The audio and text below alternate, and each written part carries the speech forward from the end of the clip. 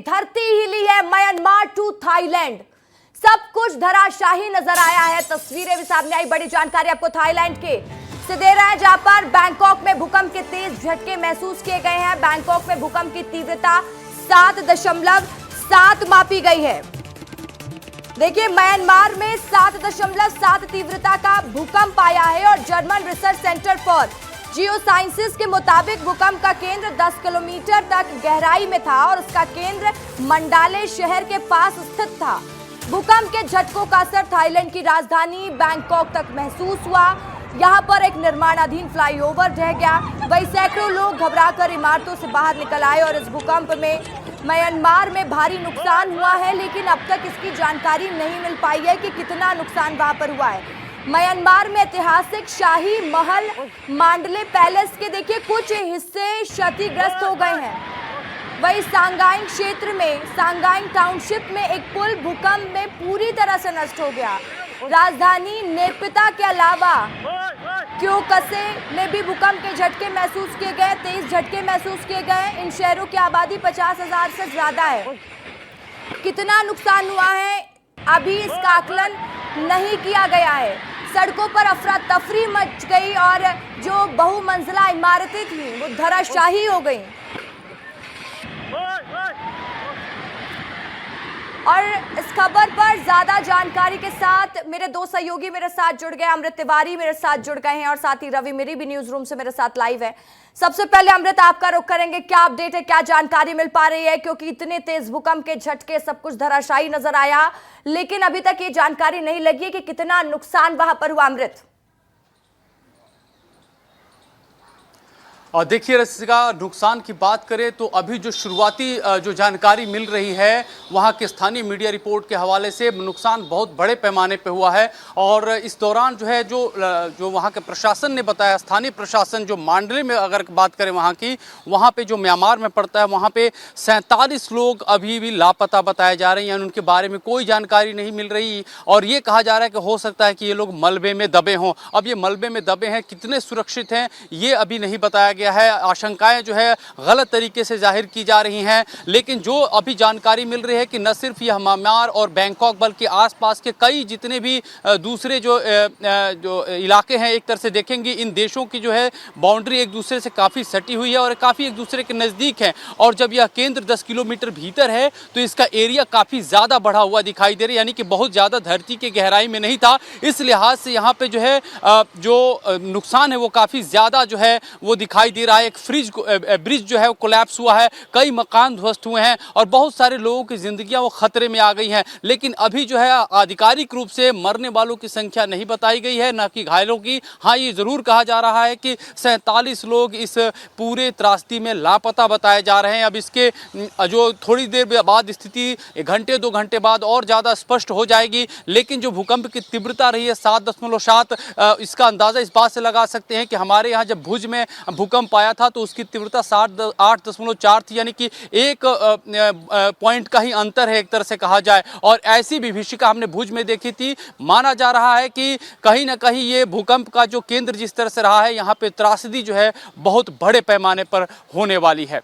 रसिका, बिल्कुल अमृत, देखिए जैसा कि आप भी कह रहे हैं कि जब भारत में 1934 में झटके महसूस किए गए थे, 8 कुछ तीव्रता मापी गई थी, तब 30,000 लोगों ने अपनी जान गंवाई थी और ये भी उसी तरीके से विनाशकारी भूकंप है।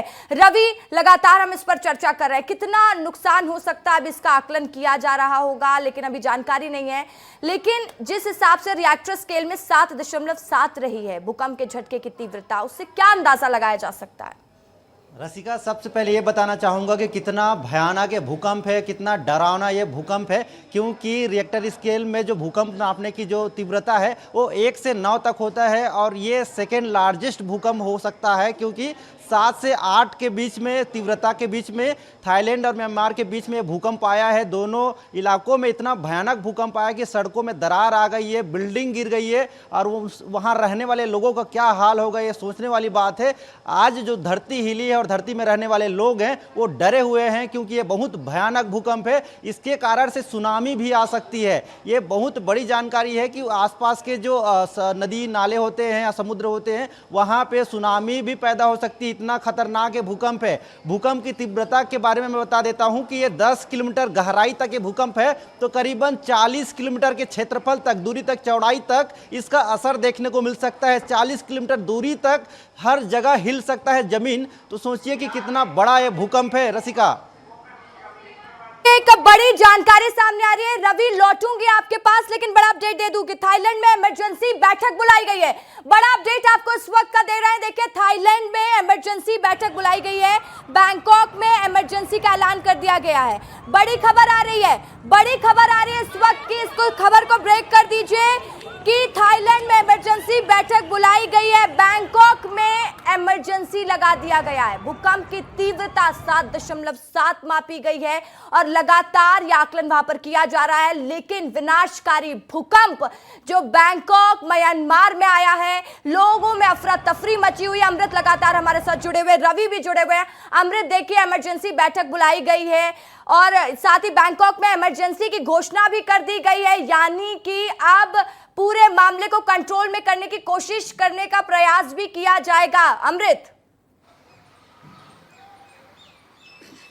देखिए रसिका, जिस तरह से रिपोर्टें सामने आ रही हैं, स्थिति बहुत डरावनी होने वाली है, खासतौर पे म्यांमार और बैंकॉक में सबसे ज़्यादा इसलिए त्रासदी की बात कही जा रही है क्योंकि यहाँ पे बड़ी बड़ी हाई राइज बिल्डिंगें हैं और जो शुरुआती वीडियोस हमें वहाँ से दिखाई दे रहे हैं, वो बिल्डिंगें, जो हाई राइज बिल्डिंग है, वो किसी पानी की तरह जो है लपलपाती हुई, कपकपाती हुई नजर आई है दूर से। तो सोचिए जो बिल्डिंग के भीतर लोग होंगे उनकी दशा क्या होगी, मनोदशा क्या होगी। और इस लिहाज से जो ये बताया जा रहा है कि बैंकॉक के दूर दराज के इलाकों में सबसे ज्यादा तबाही देखी जा रही, बताई जा रही है और इस लिहाज से इमरजेंसी बैठक बुलाई गई है ताकि राहत और बचाव का कार्य अभी से कितनी तेजी से किया जाए, ताकि जो घायल हैं उनको जल्दी से जल्दी अस्पताल पहुंचाया जाए, उनका इलाज मुहैया कराया जाए। जान माल का जो नुकसान है, जबकि जो लोगों की तो संपत्तियां नष्ट हो रही हैं, लेकिन लोगों की जो जानें हैं वो ज्यादा से ज्यादा बचाई जाए, ये प्राथमिकता जो है बैंकॉक सरकार प्रशासन की है, प्रबंधन की है और इसको लेकर के एक बैठक चल रही है। पूरे अगर देखा जाए थाईलैंड में अलर्ट जारी किया गया है और इसको लेकर के लोगों को सावधान रहने के लिए कहा गया है, क्योंकि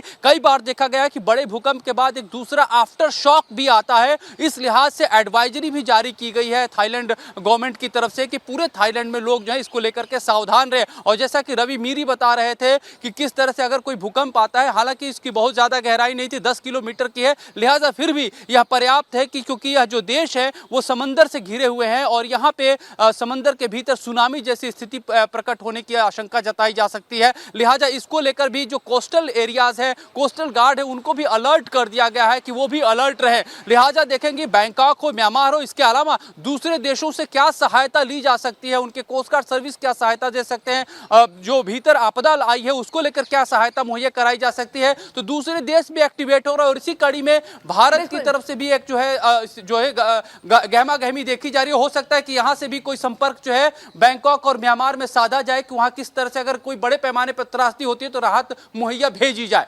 बिल्कुल अमृत, रवि का रुख कर लेते हैं। रवि मैप के माध्यम से समझाएंगे पूरे। रसिका बहुत बड़ा भूकंप आया है, तो किस इलाके में भूकंप आया ये भी देखना जरूरी है। हमारे सहयोगी सूर्यांश और सौरभ तिवारी दिखा रहे हैं। ये कौन सा इलाका है सूर्यांश? ये मंडाला है म्यांमार का और यही देखिए एपी सेंटर थे, जो आप स्टार देख रहे हैं। हाँ। ये स्टार ही एपी सेंटर है और यहीं से जैसा कि 10 किलोमीटर नीचे से जब टेक्टोनिक प्लेट्स टकराई तो यहाँ पे भूकंप आया। फिर ये देखिए जो पास के एरिया था, रेड जोन एरिया था, जिसे हम आप देख रहे हैं। ये देखिए पूरा रेड जोन एरिया था जहाँ पे सबसे ज्यादा नुकसान हुआ। उसके बाद ये वो एरिया है जहाँ पे इसका प्रभाव तो पहुंचा, लेकिन धीरे धीरे इसका क्षमता कम हुई। लेकिन ये जो एरिया जहाँ हम देख रहे हैं ताश के पत्तों की तरफ बिल्डिंगें ढह जा रही हैं, लोग भाग रहे हैं, अफरा तफरी मची हुई है, तो वो ये एरिया था जो बैंकॉक के आसपास है, मंडाला शहर में। उसके बाद जब ये आगे बढ़ा तो इसका असर जैसा लोग कह रहे हैं कि पूरे म्यांमार में देखने को मिला है। तो ये देखिए धीरे धीरे ये पूरा बढ़ता गया है और एक के बाद एक शहरों को अपने कब्जे में लेता गया और नुकसान हुआ।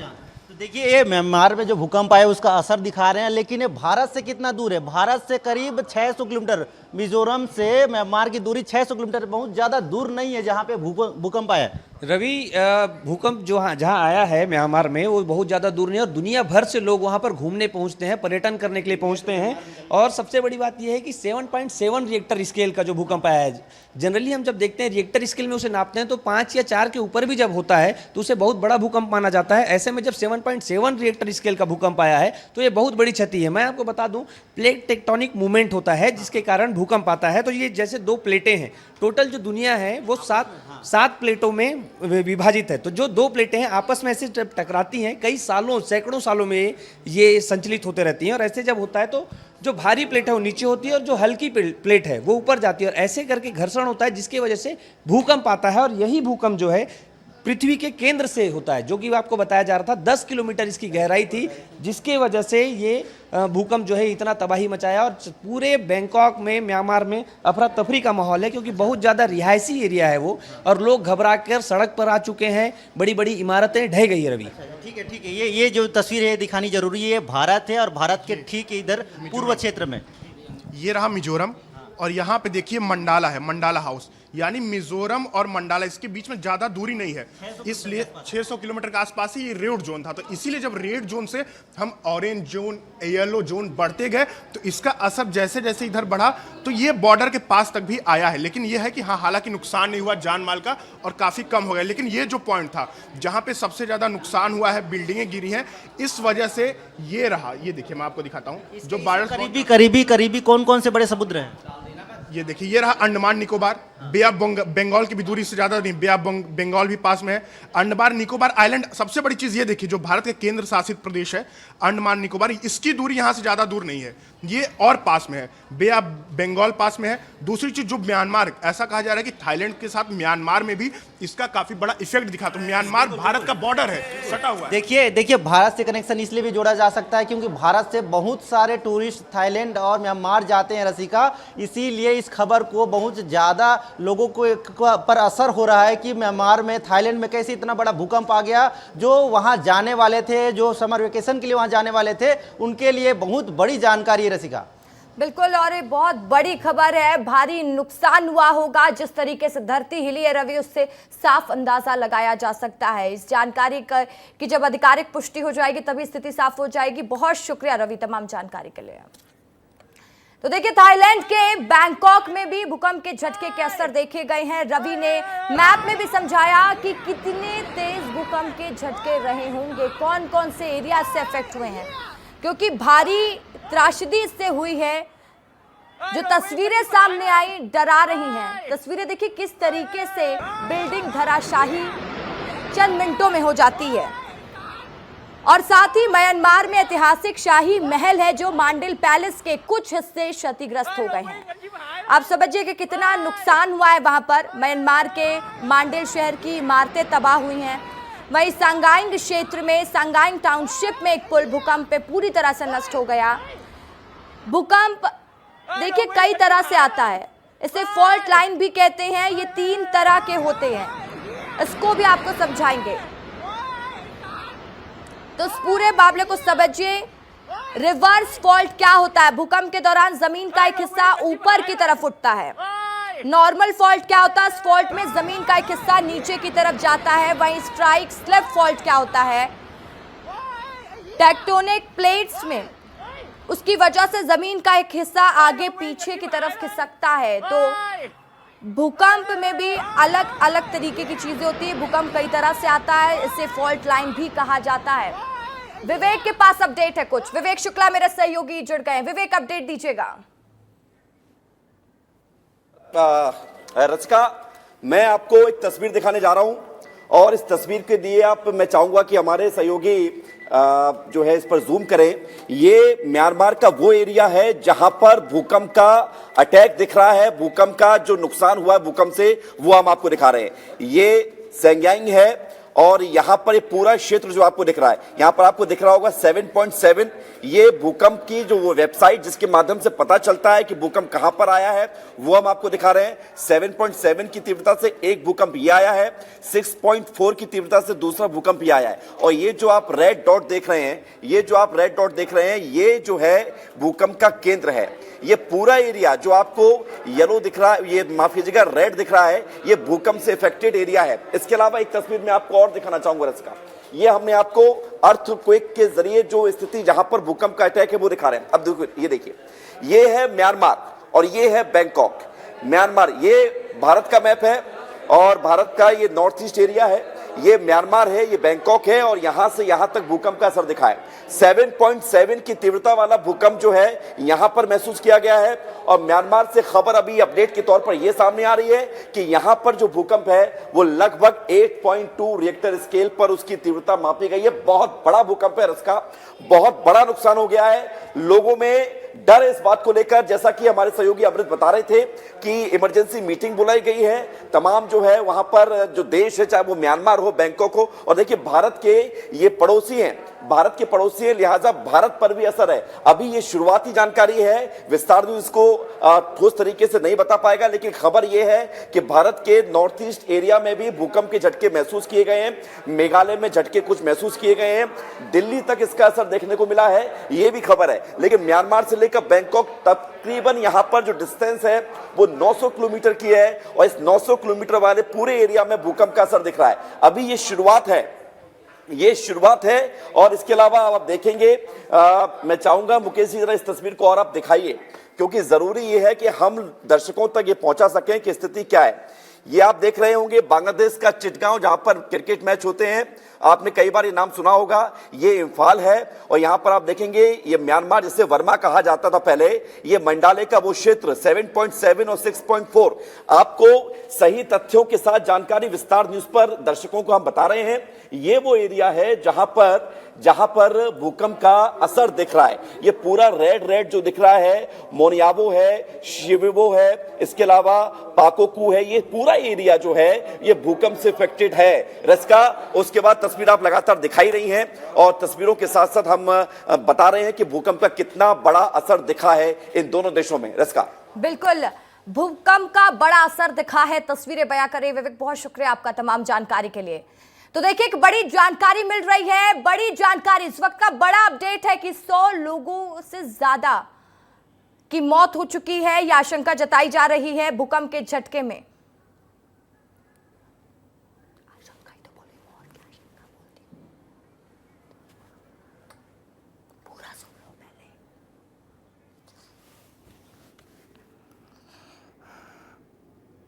रवि मेरे सहयोगी इस पर अपडेट दे रहे हैं। रवि, क्या अपडेट है आपके पास? बहुत बड़ा भूकंप आया है और भूकंप की तस्वीरें जो आई है वो डरावनी है, तो इससे साफ अंदाजा लगाया जा सकता है कि जनहानि हुई है, बहुत बड़ा नुकसान हुआ है, क्योंकि बिल्डिंगें कुछ सेकेंड में ही धराशायी हो गई है और उन बिल्डिंगों में रहने वाले लोगों की जनहानि होने की जानकारी आई है। यह आंकड़ा बड़ा हो सकता है। शुरुआती जानकारी के अनुसार करीब 100 लोगों की जान जाने की खबर सामने आई है। यह आंकड़ा और बढ़ सकता है और अभी इसकी आधिकारिक पुष्टि नहीं है, लेकिन जो तस्वीरें सामने आई है रसिका, उसके अनुसार ये कहा जा सकता है कि बहुत बड़ा नुकसान हुआ है म्यांमार और थाईलैंड में। रसिका, ठीक है, बहुत शुक्रिया रवि आपका तमाम जानकारी के लिए।